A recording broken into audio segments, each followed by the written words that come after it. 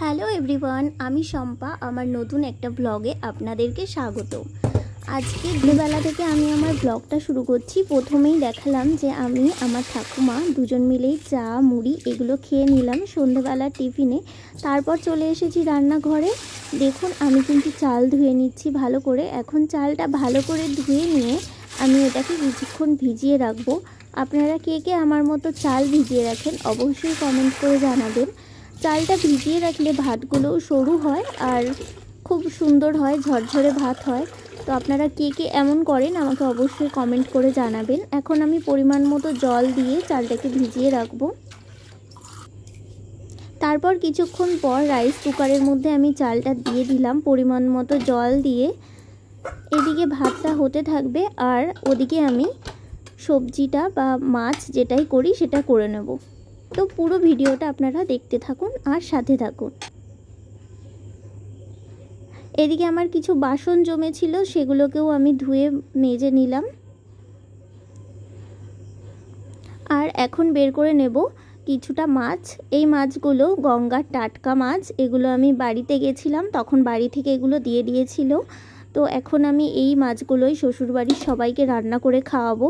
তো এর জন্য মাছগুলো ফ্রিজ থেকে বের করে লবণ হলুদ দিয়ে ভালো করে মেখে রেখে দেব।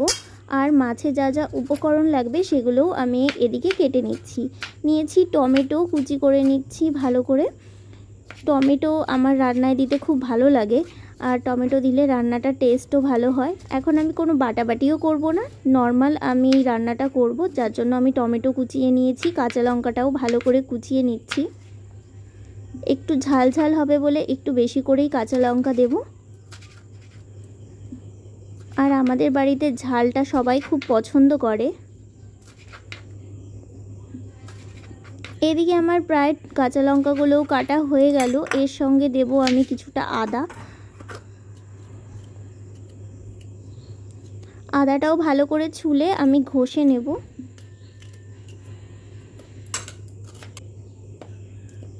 সাথে করব আলু ভাজা। তো আলু ভাজা করার জন্য আলুগুলোকে আমি কেটে নিচ্ছি। এখন আদাটা ঘষে নিয়ে আমি রান্নাটা শুরু করে দেব। সমস্ত কিছু গোছানো কমপ্লিট, এখন রান্নাটা শুরু করে দেব। তো গ্যাসে কড়াইটা বসিয়ে দিয়েছি। এবার কড়াইটা গরম হলে দিয়ে দিলাম কিছুটা পরিমাণ সর্ষের তেল। আর সর্ষের তেল গরম হলে এর মধ্যে দিয়ে দেবো মাছ ভাজাগুলো। ভালো করে তেল গরম হলে তবেই মাছ ছাড়তে হয়, না হলে কিন্তু মাছগুলো সমস্তটাই কড়াইয়ের গায়ে লেগে যায় আর উঠতে চায় না।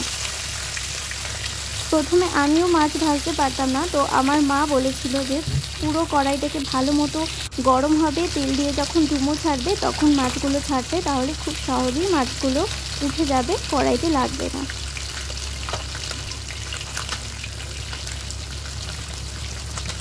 খুবই সাবধানে আমি মাছগুলোকে উল্টে পাল্টে দেব।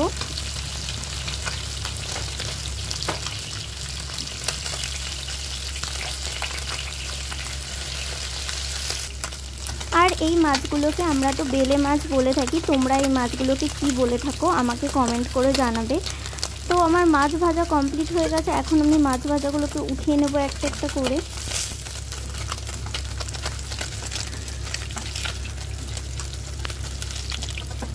ওই তেলেই দিয়ে দিয়েছি শুকনো লঙ্কা, কালো জিরে ফোড়নের জন্য, দিয়ে দিলাম টমেটো কুচি আর কাঁচা লঙ্কাগুলো।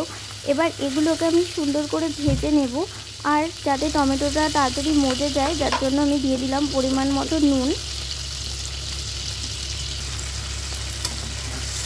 ভালো করে মিশিয়ে নেব সমস্ত উপকরণগুলোকে। একটু টমেটোটা আর কাঁচা লঙ্কাটা ভাজা ভাজা হলে ঢেকে দেব। এবার দিয়ে দিলাম গ্রেট করা যে আদাটা ছিল ওটা, দিয়ে দেব সামান্য পরিমাণ জিরের গুঁড়ো। আবারও ভালো করে মিশিয়ে নেব। খুবই কম আঁচে করতে হবে। দিয়ে দিলাম পরিমাণ মতো হলুদ গুঁড়ো। দিয়ে দেব সামান্য জল, মশলাটা যাতে ভালো মতো কষে যায়। ভালো করে ফুটে এসছে আর মশলাটাও প্রায় কষানো হয়ে গেছে।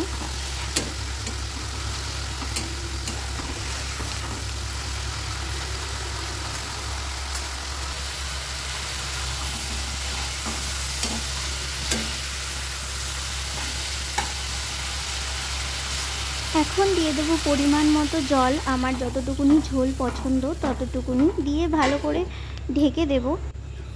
ঝোলটা ফুটে আসলে দিয়ে দেবো ভেজে রাখা মাছগুলো।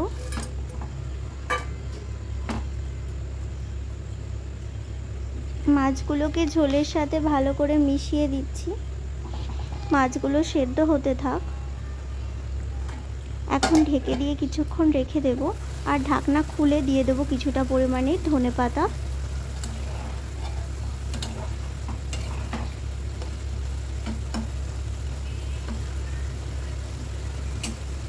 তো মাছের ঝোল বা ঝাল যেটাই বলো সেটা আমার রেডি হয়ে গেছে।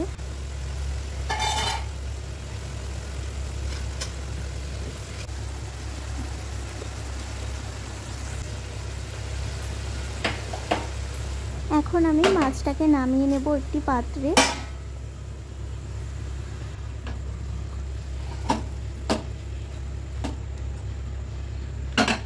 তো রেসিপিটা কেমন লাগলো অবশ্যই আমাকে কমেন্ট করে জানাবে। আর এদিকে প্রায় ভাত ফুটতেও শুরু করে দিয়েছে, একটু নেড়ে দিলাম ভাতটা। আর এদিকে আমি ডাল করেছি, মসুরির ডাল, ডালটাও হয়ে গেছে, নামিয়ে দেব। আর করেছি সাথে আলু ভাজা।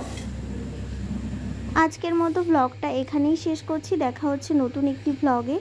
ততক্ষণ ভালো থাকবেন, আর ভালো লাগলে অবশ্যই লাইক কমেন্ট শেয়ার করবেন।